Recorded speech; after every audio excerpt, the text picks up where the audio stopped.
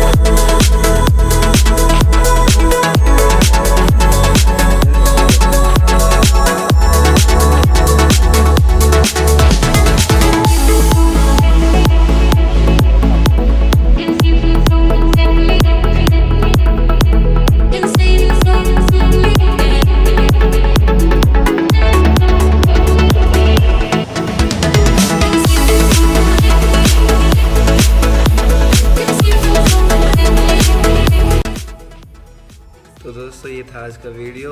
मेरे चैनल को सब्सक्राइब कर देना, वीडियो को लाइक कर देना। कोई क्वेश्चन हो तो कमेंट बॉक्स में पूछ लेना। और दोस्तों, जो ये मैंने ब्लैक फिल्म करवा रखी है, इसका भी लिंक मैं डाल दूँगा डिस्क्रिप्शन बॉक्स में, तो बिल्कुल सेम लगेगा। बाय।